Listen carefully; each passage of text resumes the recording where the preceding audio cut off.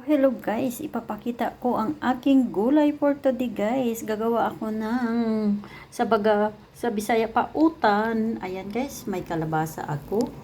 Mayroon akong okra, alugbate, osos, dulas-dulas at saka tanglad. Tapos tangkong at ito guys, talong. Ayan. Yan ang aking utan ngarong gabi. Tapos, ang akong isubak, guys, is, ayan, pasayan. Ano na yan, pasayan, guys? Medyo half cook na siya. Kaya, ayan, luto na siya na isubak ko. Half cook pa lang muna. Tubig, ibutang natin atong tanglad. Tanglad lang yan, guys. Walang ibang, walang kamatis, walang kay laswa man na siya. Mao na gitawag og laswa og utan na tanglad lang ang isahog sa Bisaya. Ayan na guys. Yan. Talong og ang kalabasa palambutin. Ilang minutes na yan. Luto na yan siya mamaya guys. Ang bango-bango ng aking gulay guys. Mabango. Ilagay na natin ang ating okra. Pagkatapos sa okra,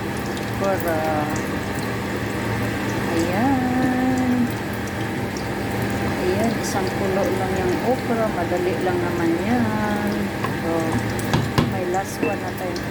Guys, ilagay na rin natin ang ating alugbati para maluto na ang ating gulay, pati ating kangkong. Ayan, grabe utan yan guys. So, yan, tapos ilagay na natin ang ating hipon ng sahog. Ayan. Ay, naku. Tapos lagyan natin ng guys, instead na magic sarap, wala kaming magic sarap. Ganito yung nilalagay namin guys. Big Gita. Ayan. Asin lang yan guys. Big Gita. Ang ating asin. Ayan. Yan ang soul na tinatawag. Ayan.